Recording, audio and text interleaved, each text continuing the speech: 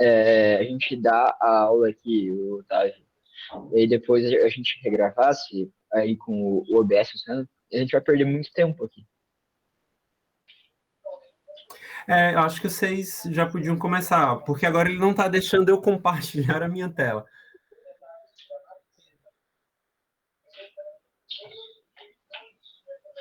Eu acho que começa com introdução ao vetor e depois a gente faz, cada um responde aí uma questão.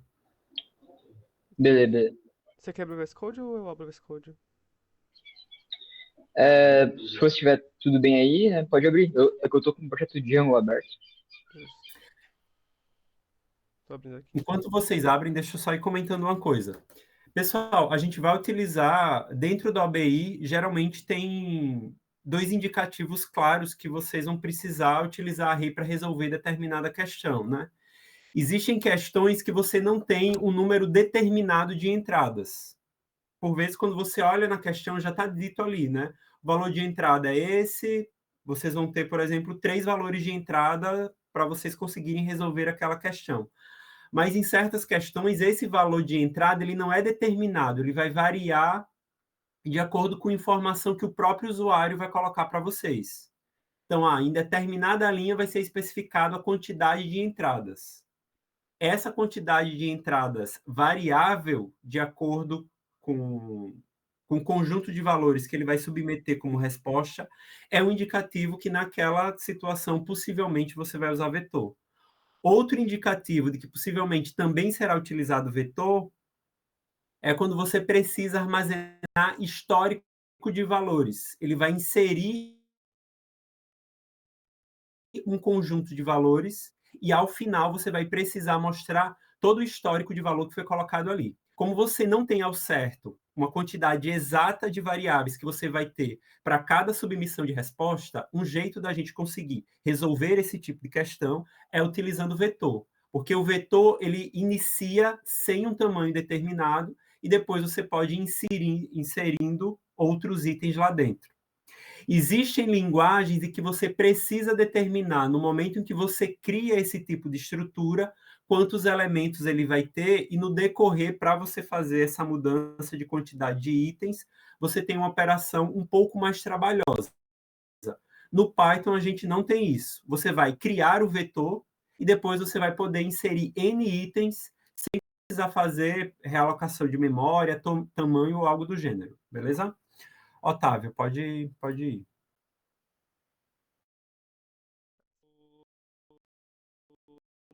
Ele é um conjunto de elementos que podem ser postos em uma única variável.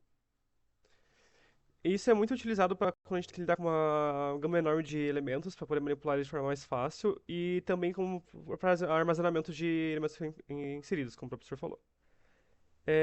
Em Python, quando a gente quer determinar um array, a gente utiliza os colchetes para poder criar um.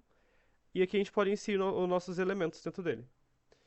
Os elementos eles podem ser de qualquer tipo, independente, e o array pode ter qualquer tamanho. Então a gente pode colocar um elemento que é verdadeiro, um elemento que é inteiro, um elemento que é flutuante, ou um elemento que é texto aqui dentro sem nenhuma distinção. Isso é uma característica própria do Python. Outras linguagens elas vão exigir que você siga pelo menos uma variável, um tipo de variável específico, ou às vezes para definir o tamanho do array que vai ser utilizado. Uma característica muito importante quando a gente está lidando com um array é que todos os elementos dentro dele são determinados em índices que são distribuídos em ordem crescente, começando a partir do zero. Então, sempre que a gente vai colocar um elemento aqui dentro, ele vai receber basicamente um número com a localização dele, começando do zero. Então, o primeiro elemento vai sempre começar na casa zero, o segundo elemento vai começar na casa um, o terceiro elemento vai começar na casa 2, o quarto elemento na casa 3, o quinto elemento na casa 4 e o sexto elemento na casa 5. É meio estranho de lidar com isso no começo, mas se você conseguir pegar esse conceito de que a gente vai começar uma contagem do zero, é mais tranquilamente. Então, basicamente, isso, se a gente teria isso, os arrays são esse conjunto de elementos que a gente tem para poder trabalhar e distribuir com várias coisas, agrupados em uma única variável, que no caso de Python é flexível, podendo aumentar de tamanho tranquilamente, independente de como era no começo, e que aceita qualquer tipo de variável aqui dentro. Certo? Tendo isso aqui que a gente tem, como que a gente poderia acessar o valor que a gente armazenou dentro dela? Para fazer isso, é bem simples. A gente vai escrever o nome da variável que a gente armazenou o vetor, correto? E então a gente vai colocar entre colchetes, logo depois aqui colado junto com o nome da variável, o número da casa que a gente armazenou o valor. Então, supondo que a gente quer acessar o número 3, a gente vai ter que escrever 3, já que ele está na casa 3 aqui, nesse exemplo. Quando a gente fizer isso, ao executar o código, o elemento da casa 3 vai ser mostrado. A casa 3, elemento 3. Aqui, eu vou demonstrar aqui agora com elementos não, tipo 1, 2, 3, 4, porque daí fica melhor de entender essa característica da casa. Então a gente tem vamos supor frutas diferentes. Tem abacaxi, maçã, banana e cereja, por exemplo. A gente tem... Otávio, deixa eu Oi. pedir duas coisas. Deixa o fundo do VS Code branco e aumenta um pouco a letra. Tá. A letra não sei como aumentar aqui, mas eu faço código Um Ctrl mais, se der um Ctrl mais, ele aumenta. aqui. O Deixa eu ver branco agora. pode ser lá na roda dentada ali embaixo, temas, Isso aqui. color temas, qualquer um dos três primeiros. Certo. Então a gente tem essa lista de 4 elementos, cada um que é um texto diferente do nome de uma fruta, e cada um ele recebe um índice. A gente vai ter os seguintes índices aqui. O abacaxi como primeiro elemento ele vai receber o índice 0. A maçã como segundo elemento vai receber o índice 1. Eu não lembro mais tá aí. A banana como terceiro elemento vai receber o índice 2. E a cereja como quarto elemento vai receber o índice 3. Então, no caso da gente querer printar a banana, a gente vai ter que acessar a lista na casa 2, que é o elemento do índice 2, para poder demonstrar ele aqui. Então, temos aqui banana. Isso seria tipo, a parte mais básica do Elementary Array. Se o João tiver mais alguma coisa a comentar para adicionar na parte de array, eu explicar mais aprofundadamente, que eu acho que ele é muito rápido nessa parte. Eu acho que vale a gente mostrar duas coisas, que é inserir elemento no array, que eles vão precisar bastante. Talvez dava para a gente fazer uma questão em que a gente vai receber o número do usuário, que vai determinar a quantidade de entradas que ele vai fazer. Uhum. No final, a gente vai precisar mostrar esses elementos. Então, no caso, eu queria só mostrar a parte tipo, básica de como que é um array create direto e printar, depois mostrar, tipo, adicionar e tirar elementos, no caso. Uhum. Só pra explicar o que é um. Se tem algo a mais, João? Tá. Então, né, não sei se eu vou poder mostrar o que eu queria lá, mas se eu puder, então mostre. Mas eu não sei se vai dar tempo, né, senhor? Poderia? Dá, acho que dá. São 6 e 8 ainda. Uhum. Daí a gente Ah, demonstra. então, A gente junto demonstra. ali, tipo. Daí a gente, junto com a entrada e saída de elemento, tipo, entrar elemento novo no array e tirar, a gente consegue já entrar nessa parte de colocar os ponteiros. Uhum. Vamos lá, então, deixa eu ver o Scala João. Eu vou mostrar pra vocês. Deixa eu então só ensinar a entrada e saída de elementos, tá? Não, não pode. Isso, é até melhor mesmo, na verdade. Tá.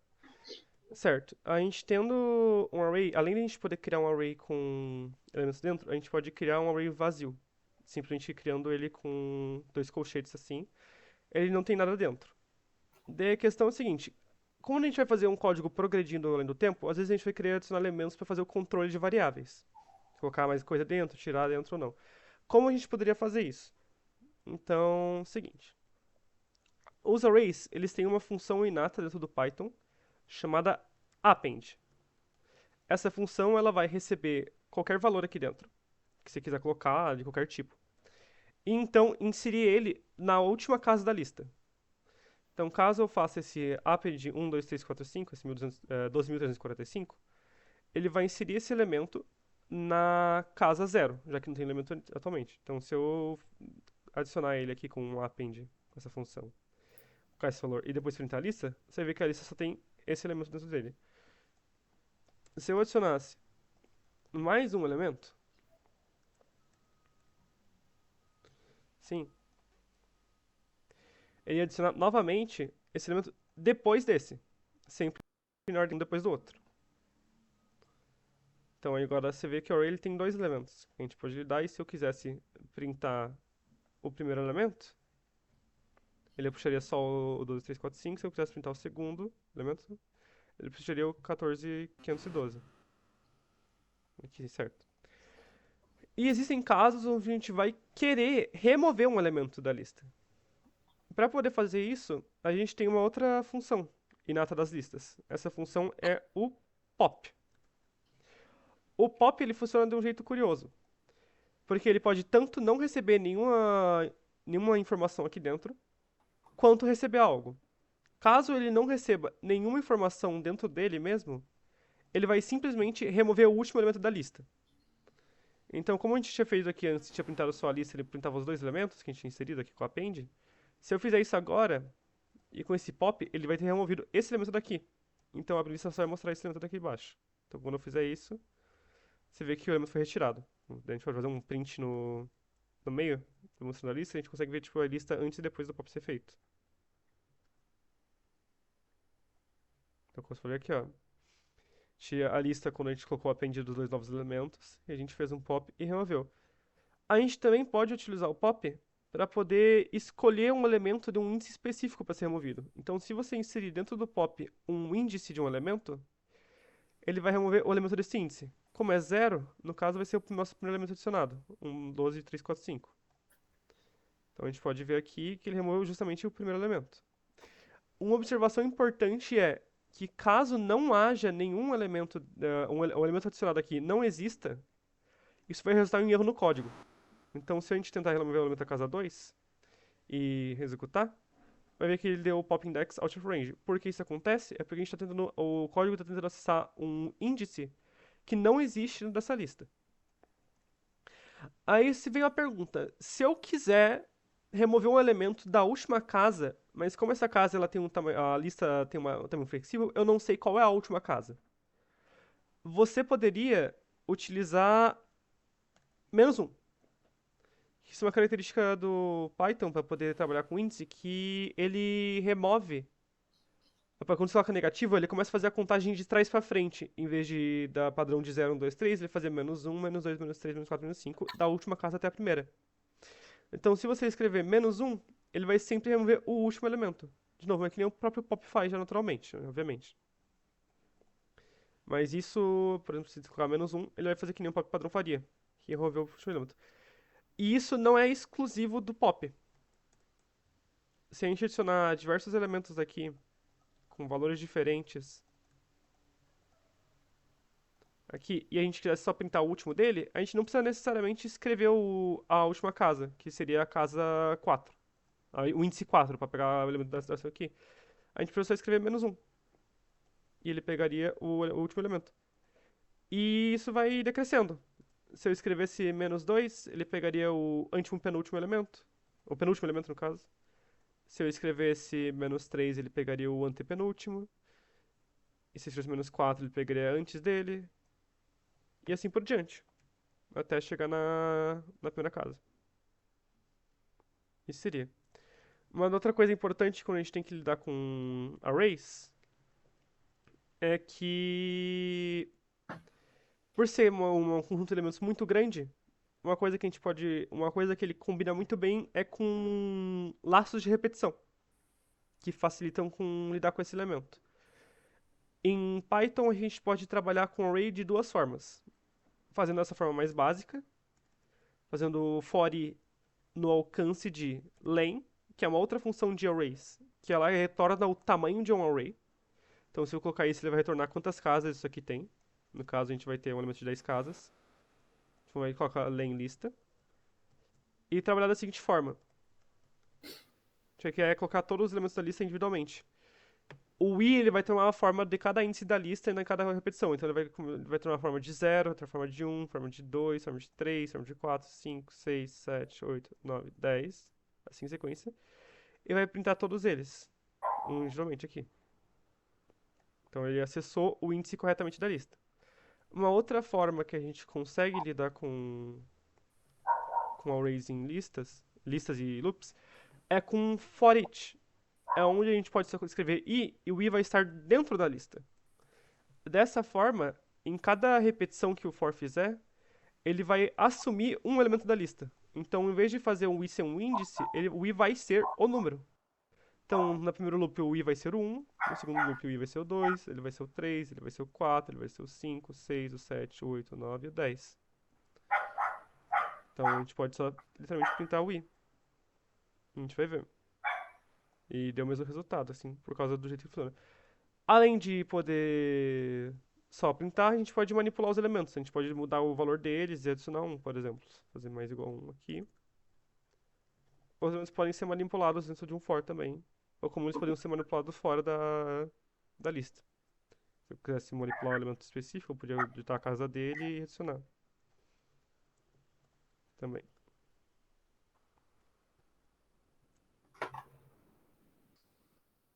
Ele foi manipulado aqui, por exemplo. Então isso seria uma forma de você poder criar e manipular os arrays junto. Então você pode fazer com for, ação elemento por fora da lista, assim.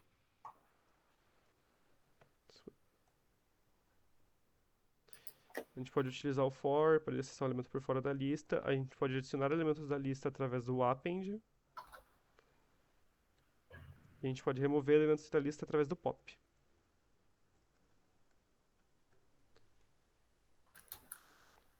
E como já foi explicado anteriormente, cada elemento de uma lista eles funcionam através de índices, que são a casa que cada valor respectivamente fica. Eles começam do zero e vão seguindo em ordem crescente. Isso seria o básico para poder pegar com lista. Agora o João ele queria mostrar uma outra característica interessante para poder trabalhar com listas que às vezes acaba sendo cobrada em fases mais avançadas da OBI. E facilita muitas questões também. Então, gente, o que eu queria mostrar para vocês agora é o seguinte. Né, eu desenhei aqui no SkyDraw. Desenhei aqui no SkyDraw. Eu vou mostrar para vocês. É um array, tá? E se vocês forem um dia estudar mais sobre umas linguagens mais baixo nível, e por baixo nível eu quero dizer que tem funções que falam mais com a máquina, né? Como, por exemplo, o C++, que mexe com ponteiros, o C eu não lembro agora, acho que mexe também, mas o C eu sei que mexe com ponteiro, mexe também, né?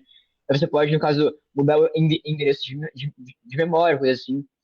Essas linguagens têm algumas características. Elas utilizam um array que é o array convencional. Vamos ver só uma coisa.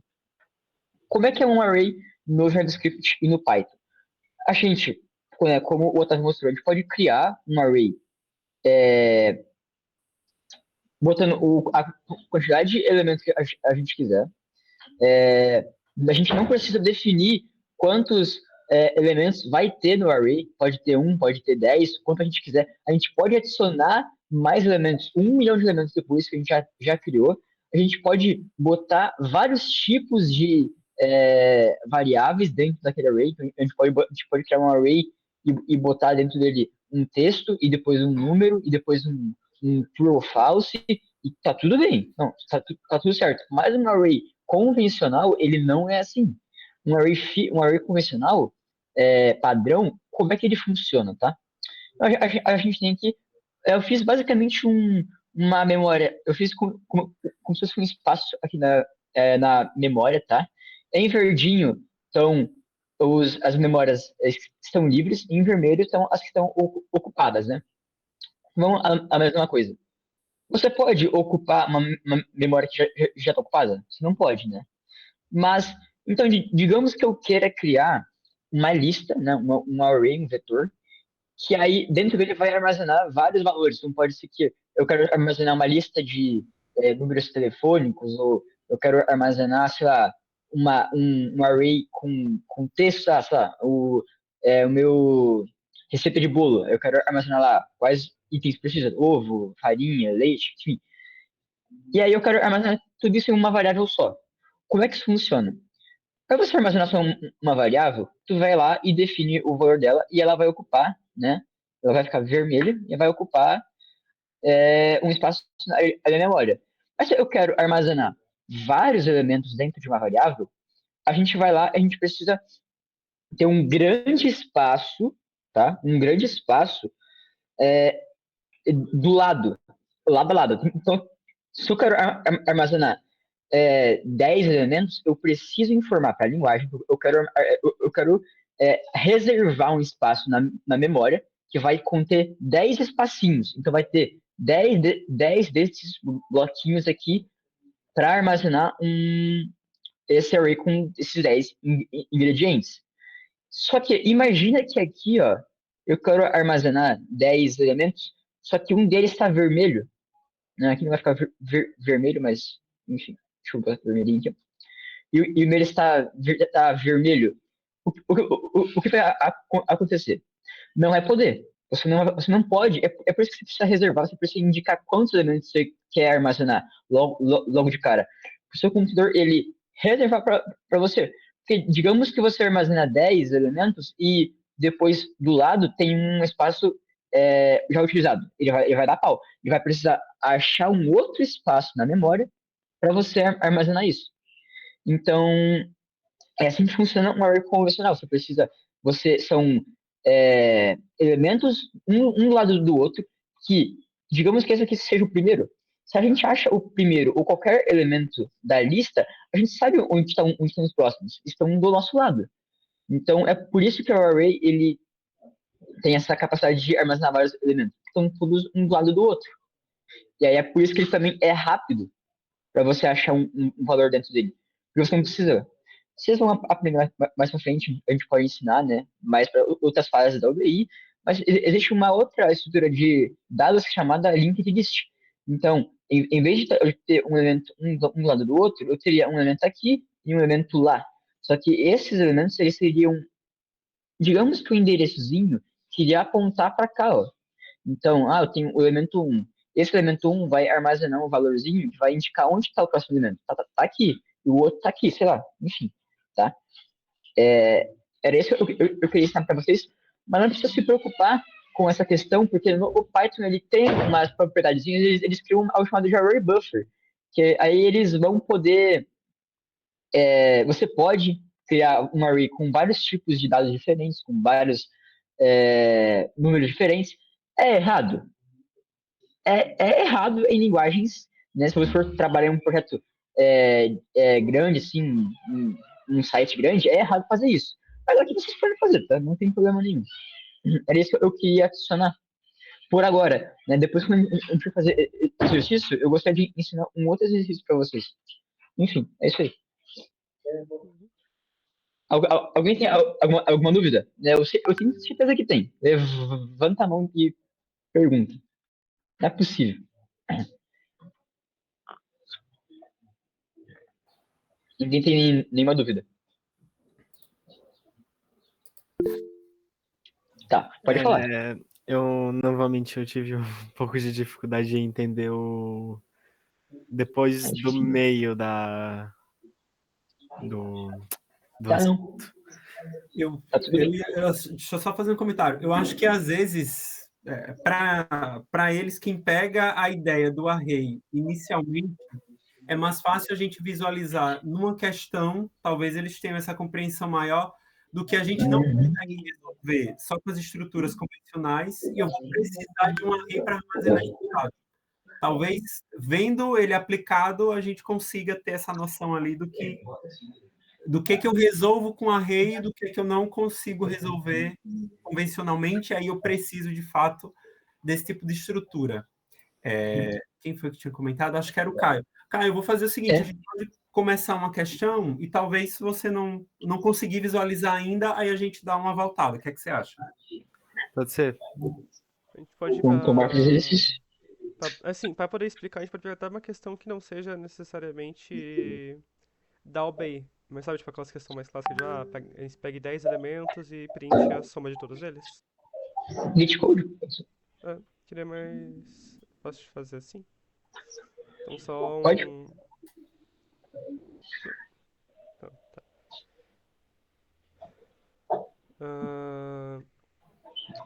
Cadê o VS Code aqui? Certo.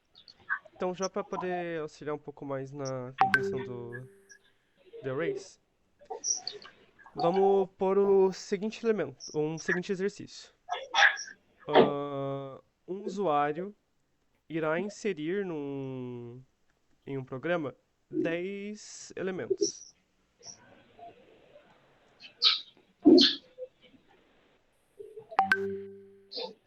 O programa deverá realizar a soma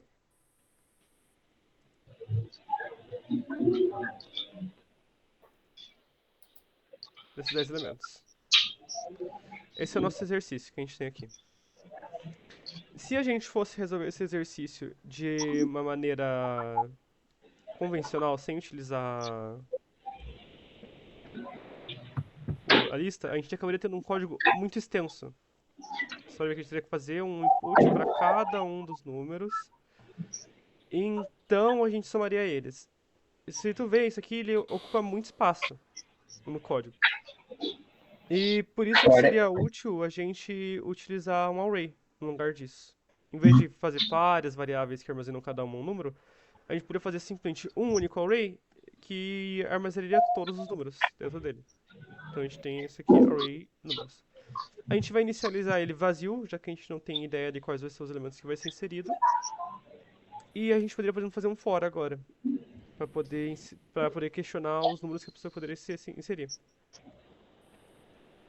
A gente vai colocar aí num range de 10, já que a gente quer 10 elementos, para poder então fazer isso.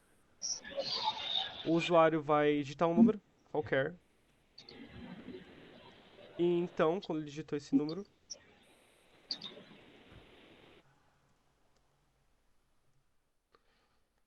esse número vai ser adicionado no array, através do método append. A gente vai colocar a variável número. Bem, aí, então, ao fazer isso, a gente pode printar a lista. Só para demonstrar como tá. Tô fazendo microfonia ali. Deixa eu cancelar aqui e limpar o... Ai, meu Deus. Deixa eu matar o terminal e abrir um novo.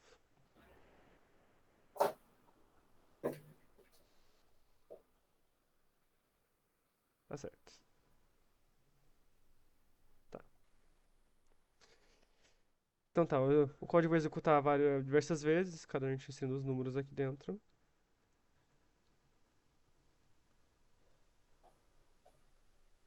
E no final a gente vai ver que tem todos os números que foram coletados aqui. 10, 2, 3, 4, 5, 6, 21, 23. Certo. A gente tem todos os números.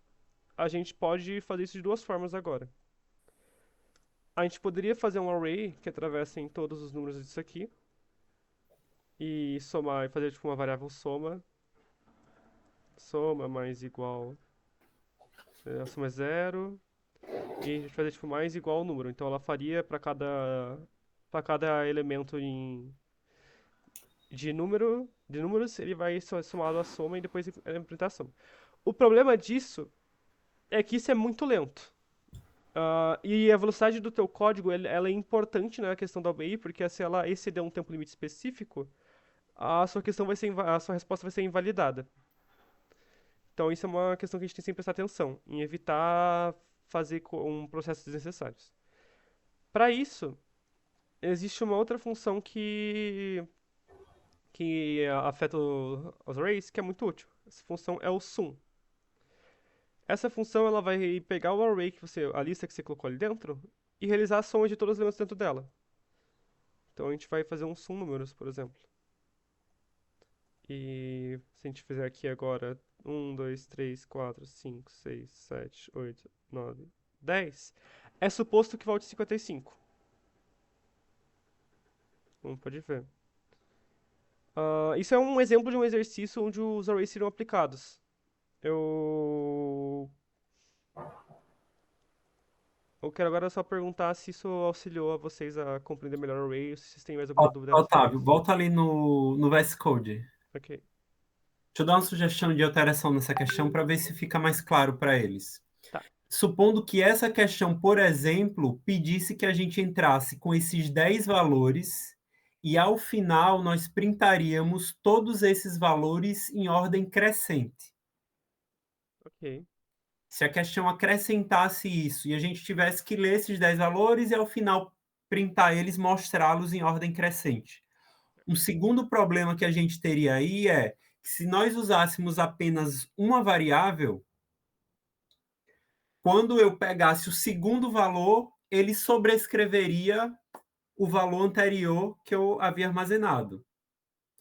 E se, por exemplo, essa questão pedisse para a gente que o usuário iria digitar a quantidade de valores a serem recebidos, a gente teria um terceiro problema. Quando está explícito na questão que ele vai querer exatamente 10 valores, você pode resolver isso criando 10 variáveis e pedindo 10 vezes o valor. Só que depois, como é que você ia ordenar essas 10 variáveis? Você teria que criar uma quantidade de linhas de código exorbitante para fazer trocentos ifs de comparação de um com o outro para você poder fazer essa organização. E esse problema fica ainda mais difícil de solucionar sem o uso do array, se for o usuário que vai informar quantos valores de entrada a gente vai ter. Se o usuário fosse informar, eu vou dizer agora 5 valores. Se eu vou dizer agora 4 valores. Se eu vou dizer agora 7 valores. Seria difícil para você deixar uma quantidade de variáveis predeterminada para depois capturar esses valores. Professor, e se a gente deixasse, sei lá, 100 variáveis preparadas no código para receber a entrada? Criasse 100 ifs para, se ele digitar um valor, 2 valores, 3 valores, até chegar em 100. O usuário podia dizer que queria 101 valores e aí o seu programa já não ia conseguir mais resolver este problema. Com o vetor, como ele não tem uma quantidade de valores que cabem nele determinada, independente do valor que o usuário colocasse como entrada, a gente utilizaria essa estrutura e ainda assim poderia receber N valores. Eu acho que também talvez dê para a gente fazer essa modificação, Então, sim. Otávio, aí no início, né? O usuário vai determinar quantos valores a gente vai receber e depois disso a gente vai precisar mostrar esses valores de forma ordenada.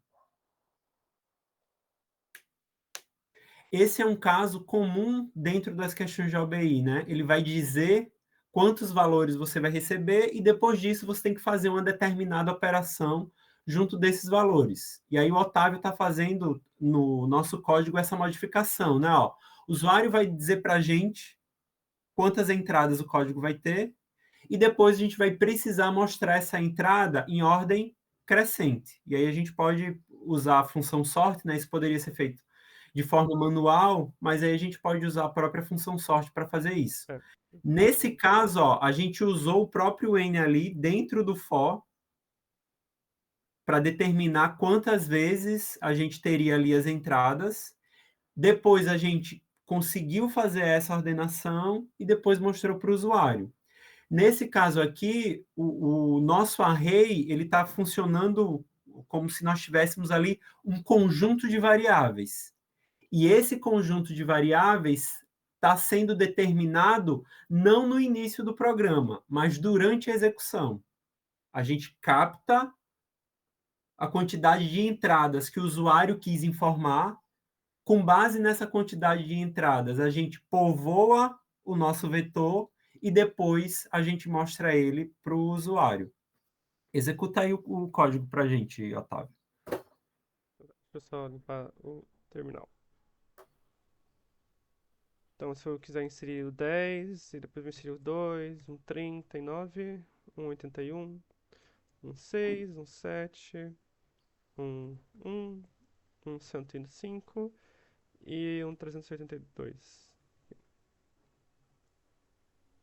Ah, desculpa.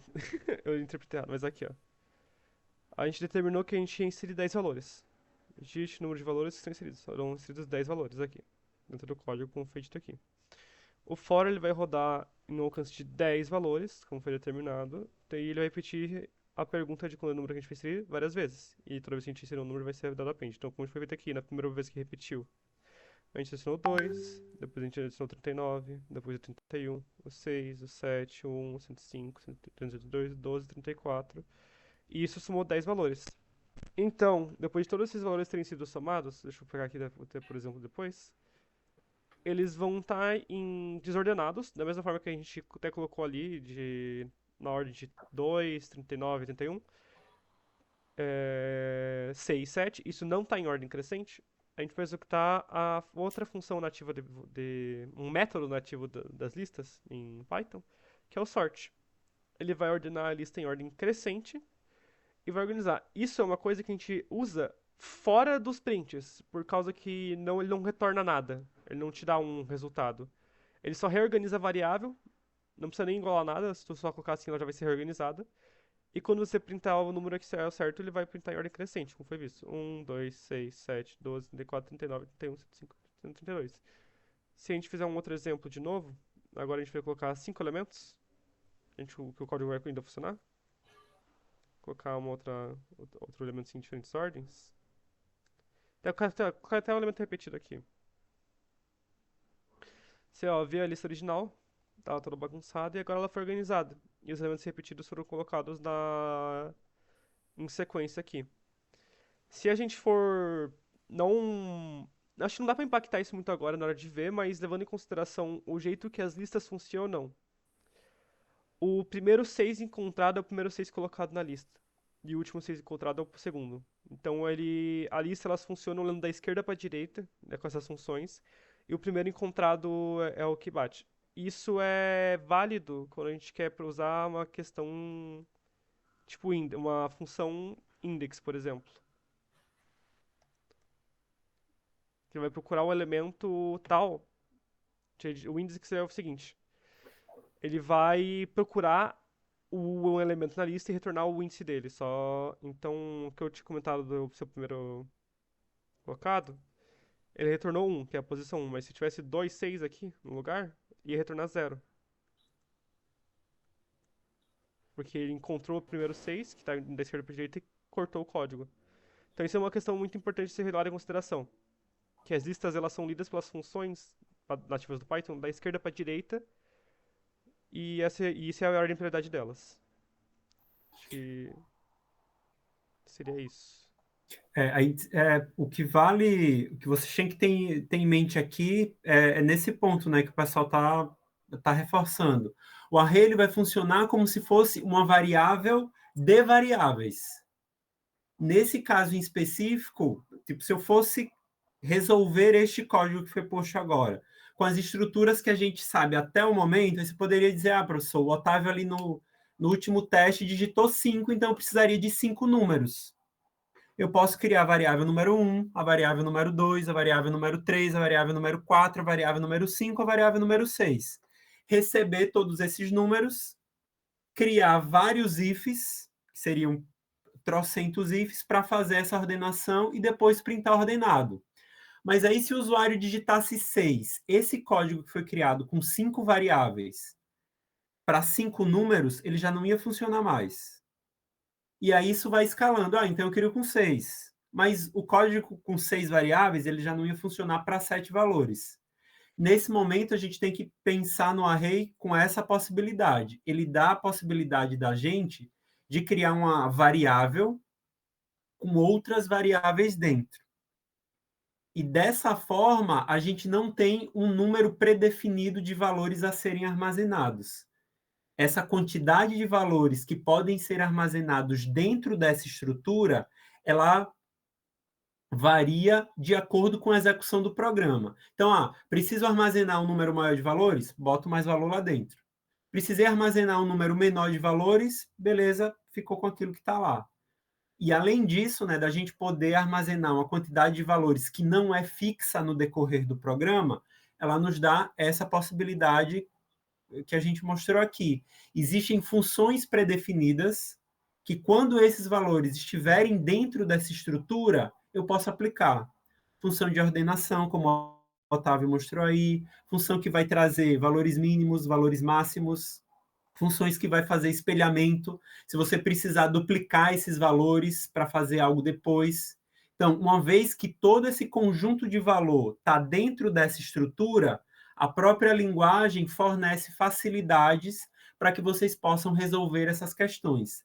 De forma que, se eu utilizasse a estrutura simples de uma variável para ter tudo isso, primeiro, existem certos tipos de questão que eu não conseguiria responder só usando a estrutura de variável simples.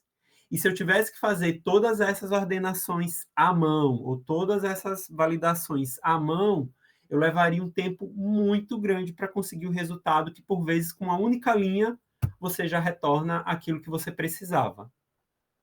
Não sei se ficou claro, se clareou um pouco agora para vocês. Me ajudou sim. Ajudou? Então, acho que talvez valeria a gente resolver alguma questão da OBI, né? Sim, sim.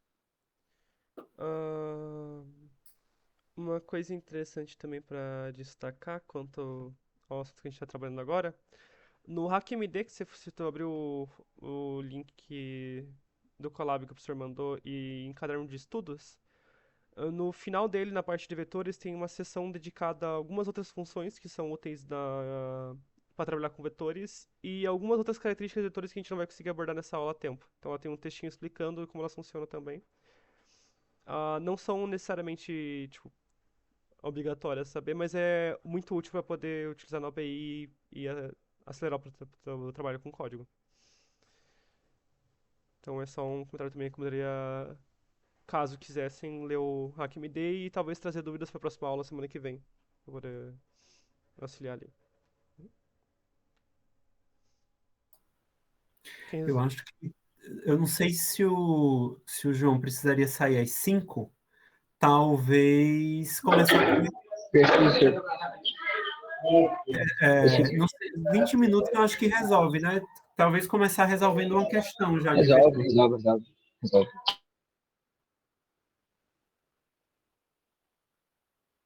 Posso fazer então? Pode fazer. Bom, então, gente, eu achei uma questão like muito legal. Se chama loteria. Peraí. Eu vou passar o link dela aqui. Eu vou mandar para vocês. É isso aqui. E, bom, vamos ver como é que faz. Só deixa eu abrir o VS Code no sobre algoritmos. Tá. Vamos lá. Vamos ver a questão. Flavinho sabe que a chance de ganhar na loteria é bem pequena.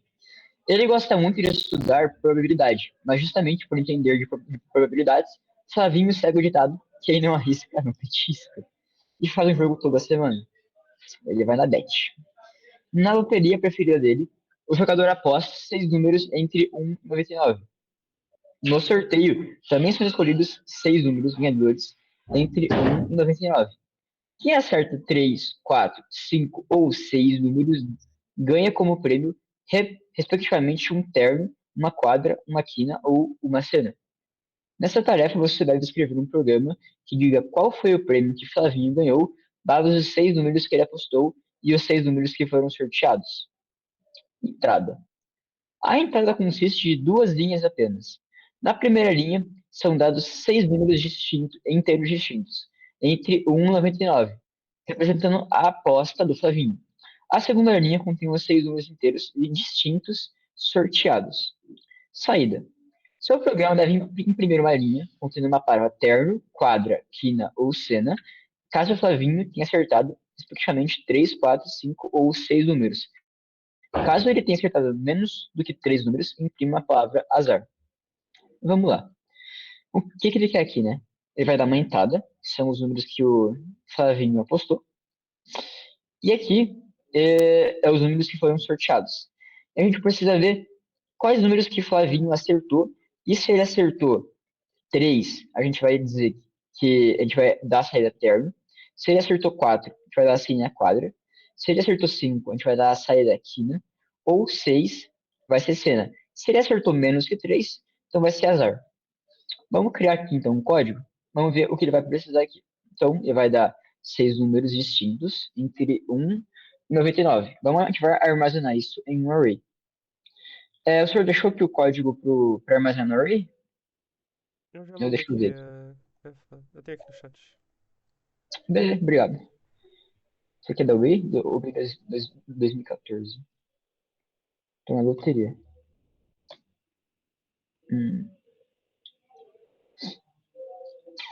Então, a gente vai chamar aqui de números Flavinho, tá? A gente vai pegar aqui, então, fazer esse map e armazenar dentro do input. A gente vai fazer a mesma coisa, só que os números, vai chamar de números sorteados, tá? Vamos colar aqui. Ok. Agora, a gente precisa ver o quê? A gente precisa armazenar a quantidade de acertos dele.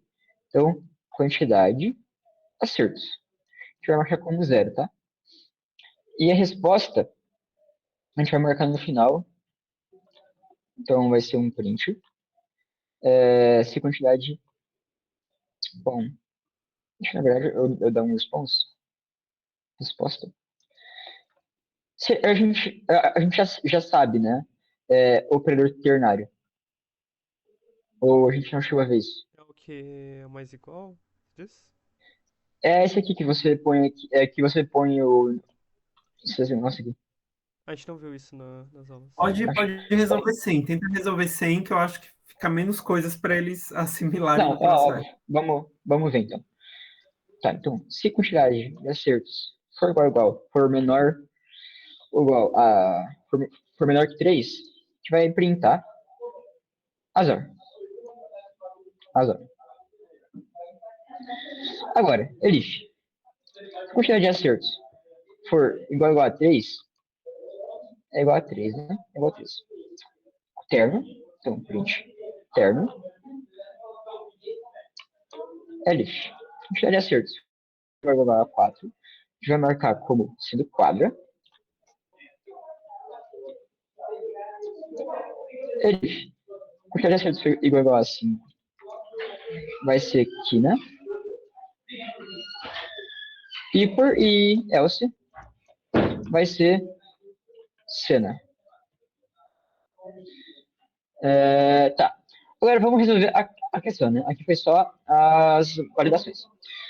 O que a questão pede é para ver o seguinte. Vamos pegar uma variável x, tá? A gente vai usar o for e vamos passar dentro desse array de Flavinho. Vamos só botar como caso de exemplo essa entrada aqui para vocês poderem visualizar, tá? Vamos botar o seguinte, assim. Ele tem as vírgulas, tá? Mas enfim. Daqui o array das respostas. Ok. A gente vai ter que criar um for para pegar cada número que está dentro desse array. Só que a gente vai precisar, para cada número que a gente pegar, ver se existe este número aqui dentro desse array, que são os números sorteados. A gente vai criar um outro for aqui dentro, tá? A gente vai chamar de y, ou o nome que você quiser, né? Tanto faz. E vamos passar por números sorteados. Então, a cada repetição ele vai passar um valor aqui, e para cada valor que ele pegar aqui, ele vai passar todos os valores desse array. Vamos printar para ficar mais sugestivo? Vamos ver o seguinte. Número, Flavinho. E vamos botar aqui X. E número sorteado. Vamos pegar o Y. Agora vamos, né, rodar. Só para ver uma coisa. Vamos pegar aqui essas duas partes e colar aqui dentro. Teste. Ó, então aqui vai ter o número 34 e para o número 34 ele vai passar uma, duas, três. Ah tá, perdão. Vamos tirar isso aqui. Só para tirar um negócio. Ó, aqui pro número 34, ele vai passar pelo número 5, pelo número 3, tá aqui, o número 77, 55, 42 e 34. Então, para cada número, ele vai passar por todos os números do array aqui. Só que, por algum motivo, ele só fez isso. Pois é. Pois é, por que ele só fez isso em uma vez? Deixa eu printar aqui para ver uma coisa. Pra ele pegar não, todos os elementos. eu não posso fazer split print, deixa eu número suavinho. Tu pode fazer com o asterisco número também, se quiser. Asterisco número da Seria esse variável. número? Asterisco ou lista. Aparece a lista inteira. Ah, tá, o list comprehension. Ou não? Tipo... Ele só mostra uma vez, ó. Por que será? Porque só dá pra adicionar tipo, input. Ele devia ter adicionado todos os então, valores. ele pra ter rodadas em todas as vezes, se rodou for. Eu posso fazer um sorteio. O senhor sabe ajudar aqui, senhor? Tava olhando aqui, dá um Ctrl mais no teu código? Ah, perdão. Deixa eu colar aqui uma coisa. Ctrl, mas ele não tá querendo. Aí. Faz o teste, printa dentro do teu for números sorteados e números Flavinho, porque às vezes tem algum buffer no teclado e ele armazena outra coisa lá dentro. Vamos fazer aqui na mão pra ver.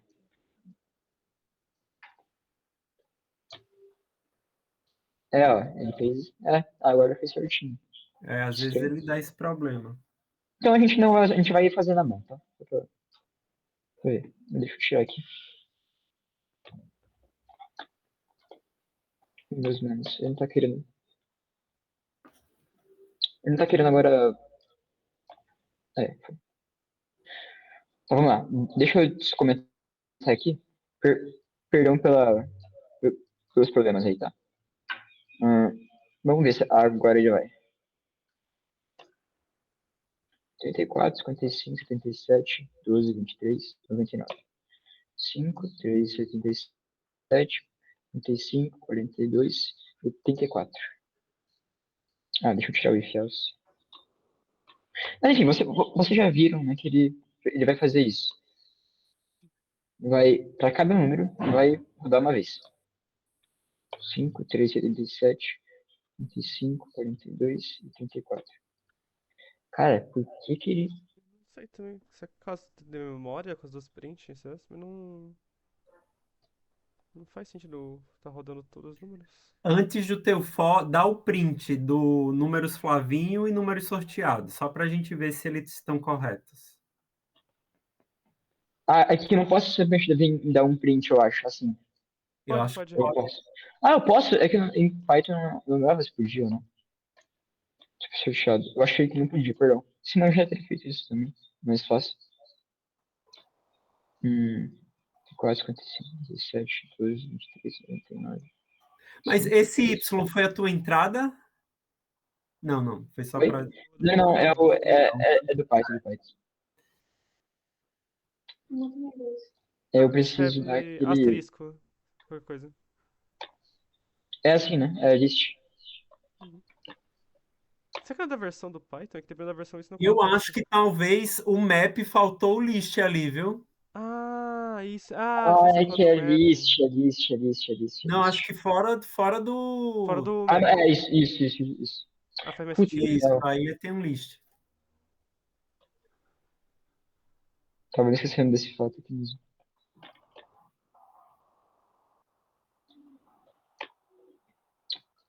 Agora é pra funcionar. Vamos ver. Acho que agora o fora inteiro funciona, né? Normal. Vamos testar só o for inteiro logo, pra não ficar perdendo muito tempo. Vamos ver.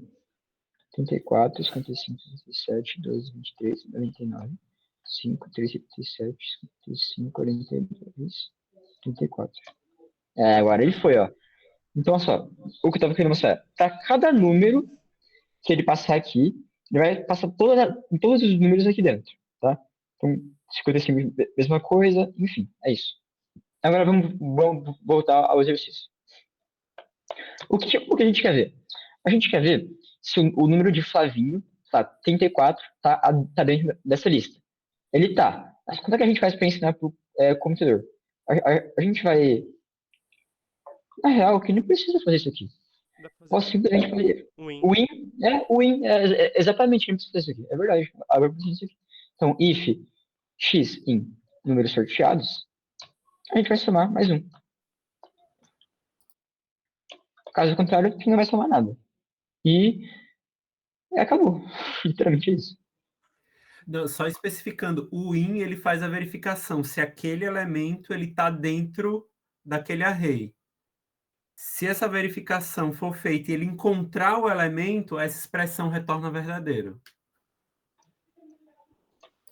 5, 13, 37, 35, 42, 34. Deu terno. Vamos ver aqui. Era para tirar do terno mesmo. Agora, eu acho que aqui vai funcionar copiando. Vamos ver. Cena. E aqui é para dar azar. Deu azar. É isso então, rapaziada. É exatamente isso. Tem uma outra forma de fazer que você tem que usar hashmap. Caberia ensinar? Isso pode ser útil para alguns outros casos. Alguns outros algoritmos. A gente Não, podia eu ensinar acho que semana que nesse vem. momento deixa a galera absorver o vetor primeiro, e aí depois Tá? a gente complementa com outras estruturas. Esses assuntos mais Mas é isso, aprofundados então. dá pra ver semana que vem, eu acho. Por exemplo. É isso. É assim que Beleza. funciona. Onde eu Vou posso dar uma escolher? corrida aí, Otávio, você consegue resolver uma, que aí a gente fica com duas.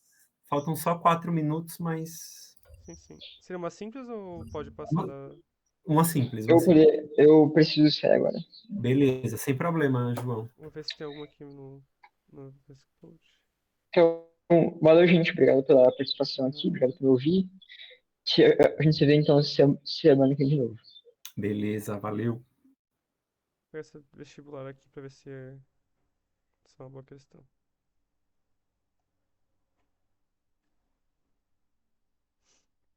Isso aqui já é muito boa. Então tá. A questão vestibular é o seguinte, deixa eu. Vocês estão me vendo, ouvindo ainda? Tem que compartilhar a tela também. Tô ouvindo. Terei que compartilhar a tela. A questão vestibular da UBI de 2008 da primeira fase. A maioria das universidades brasileiras usa o vestibular para selecionar seus alunos. O vestibular consiste em uma ou mais provas sobre matéria do ensino médio, visando avaliar os conhecimentos dos candidatos. Um formato popular de prova de vestibular é a prova objetiva. Nesse formato de prova, cada candidato deve escolher uma das 5 alternativas apresentadas pela questão como sendo correta. Durante a correção dos cartões, cada questão onde a alternativa escolhida pelo candidato é a mesma do gabarito, ele ganha um ponto. Alguns dos vestibulares mais concorridos do Brasil são disputados por dezenas de milhares de candidatos, e por isso geralmente usa-se uma folha de leitura óptica e um programa de computador para corrigir as provas de todos os candidatos e gerar a lista com suas pontuações. Você trabalha no comitê responsável pelo vestibular em uma faculdade e deve escrever um programa que, dado o gabarito e as respostas de um dos candidatos, determine o número de acertos daquele candidato. O programa pede como entrada um único conjunto de testes que deve servir do dispositivo de entrada padrão. A primeira linha da entrada contém um único inteiro n, indicando o número de questões da prova. A segunda linha da entrada contém uma cadeia de n caracteres, indicando o gabarito da prova. A terceira linha da entrada contém outra cadeia de n caracteres, indicando as respostas marcadas pelo candidato. Ambas as cadeias contêm apenas os caracteres A, B, C, D e E, sempre em letra maiúscula. Seu programa deve imprimir na saída padrão uma única linha contendo um único inteiro, indicando o número de acertos do candidato. Então tá. Vou compartilhar meu VS Code agora pra gente poder resolver essa questão. Eu vou fechar a tela inteira, na verdade, que é mais fácil. Certo. Então, só esperar carregar tudo aqui.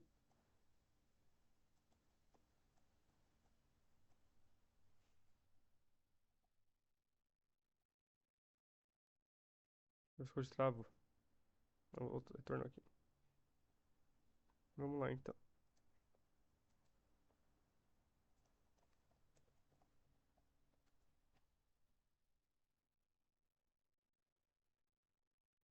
Certo.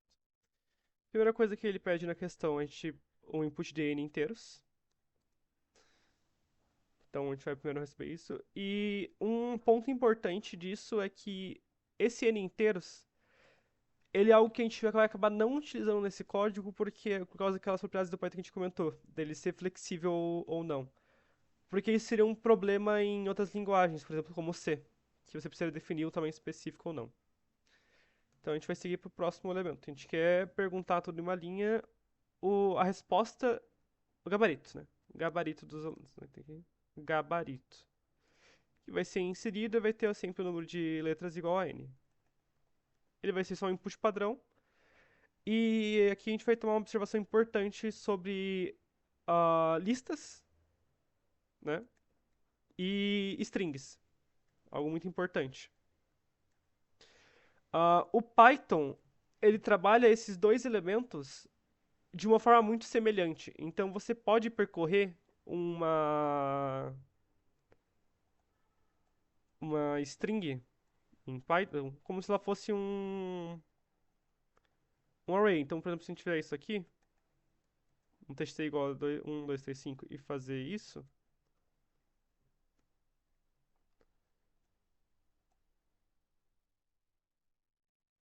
ele vai printar o último elemento, por causa que ele trata arrays como strings. Por causa que uma string é basicamente um array de caracteres. Isso é uma informação muito importante, porque a gente pode aplicar muitos dos conceitos que a gente tem, com exceção de métodos e funções, mas tipo, com outros conceitos como slicing ou esse próprio dos índices, num texto. E isso vai ser importante para a resolução dessa questão específica. Certo. Voltando para a questão.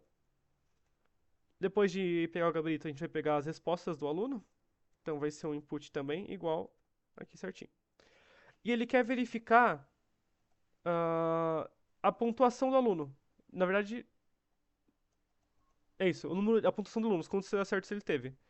Então, por causa disso, a gente vai ter que criar uma nova variável também, que é acertos. Ela vai ser igual a 0, por padrão. E a gente poderia começar isso. A gente vai considerando que ambas os arrays, todas as listas, têm o mesmo tamanho que a n. Isso vai facilitar a nossa vida com questão. Na verdade, eu falei errado na hora do n, ele não vai ser dado para o input, mas vai ser dado para outra parte da questão.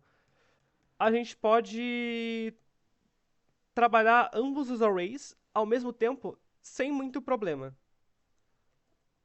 Porque a gente pode trabalhar eles pelo índice. Então a gente vai criar um for, onde i vai tomar um escopo de 0 até o número de elementos que o array tem. A gente vai trabalhar da seguinte forma. Como a gente vai interpretar assim aqui, ó. A primeira casa é a primeira questão, a segunda casa é a segunda questão, a terceira casa é a terceira questão e assim por diante. E o mesmo vale para debaixo, sempre nessa ordem. O que a gente pode fazer então é comparar se a primeira questão do gabarito, a gabarito questão casa I, ela bate com a resposta da primeira questão do que a pessoa fez. Dessa forma. Se isso for correto, a gente adiciona acertos aqui. Mais igual a 1. E no fim a gente pode printar os acertos.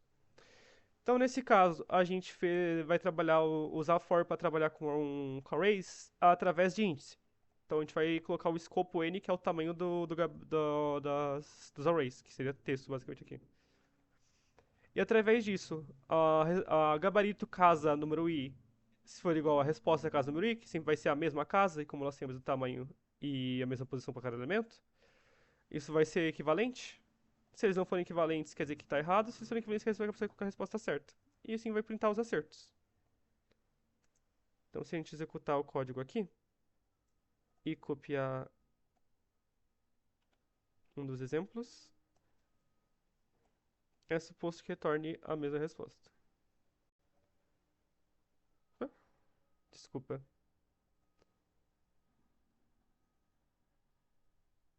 Desculpa, eu esqueci de um detalhe. Set. Clear.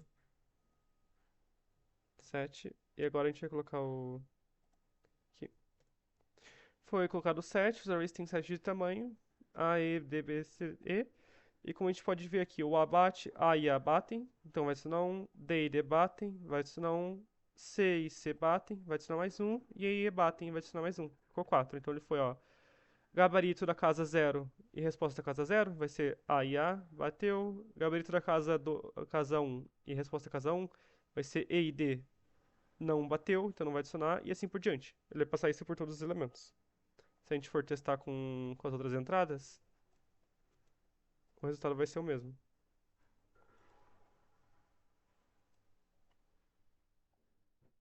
Cadê aqui?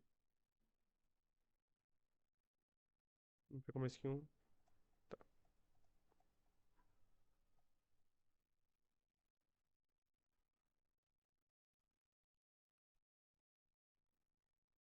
Ele botou 5, que foi dito aqui. E agora para 10 letras, vai voltar 0, porque todas as questões não batem ali. 0. Isso seria basicamente a resolução desse exercício. Se a gente quiser, a gente pode vir aqui no programa e abrir a... Cadê? CopyPath. Escolher o arquivo.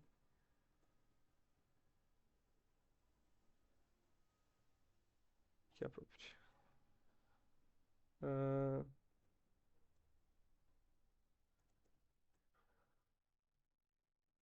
Aqui, vestibular. Abrir. Se a gente submeter, vai fazer a correção. Tá com problema na correção. Bem, essa seria a forma de resolver essa questão. Deu para entender o processo? Ou ter alguma dúvida? Eu creio que sim, né? Vale essa lembrança que o Otávio já colocou. A string, ela também vai ser entendida como vetor. A string é uma cadeia de caracteres e por ter essa configuração de cadeia de caracteres, cada caractere vai ser uma posição dentro daquele vetor, beleza?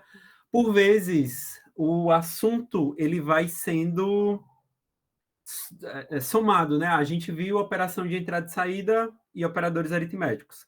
Quando a gente vê condicional, a gente usa operadores de entrada e saída e operadores aritméticos. Aí depois a gente vê estruturas de repetição, que aí busca também uma parte do conteúdo que vocês viram de estruturas condicionais, entrada e saída e operadores aritméticos.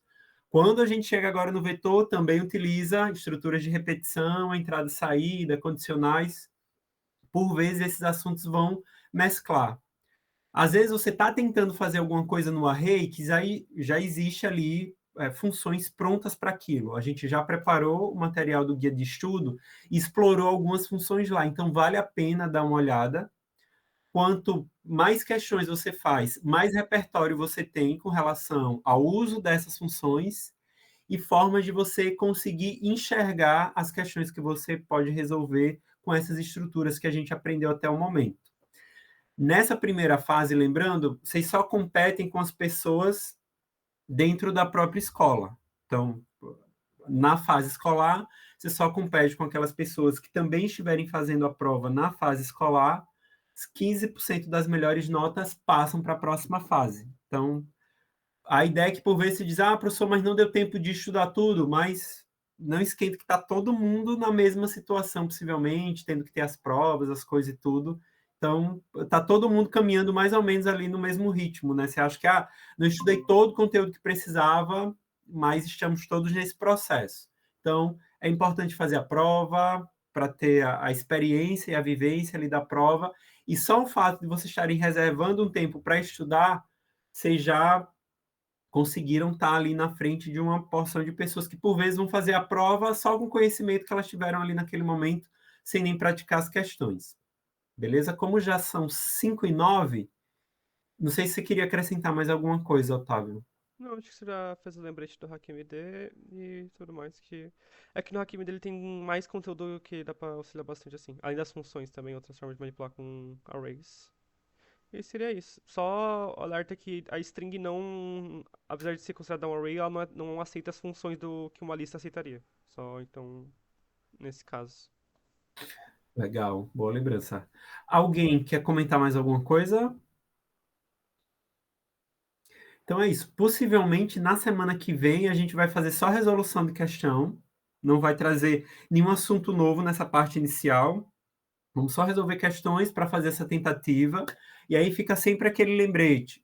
Resolvam as questões. Podem procurar o Otávio segunda e terça. João também está lá. Se quiserem, também podem me procurar. Incentivem as pessoas da turma a fazerem a prova da OBI. Estou fazendo isso com os primeiros anos. Depois eu vou passar lá nos segundos também, para fazer esse incentivo. Quanto mais gente a gente tiver fazendo essa primeira fase, possivelmente mais candidatos a gente vai ter na segunda fase também. Beleza? Acho que por hoje era isso. Muito obrigado pela presença. Essa presença. Desculpa por atrasar o envio do link hoje também. Sem problemas. Então, na próxima, estamos por aí, beleza? Valeu, gente. Mas... Otávio, deixa eu te perguntar uma coisa.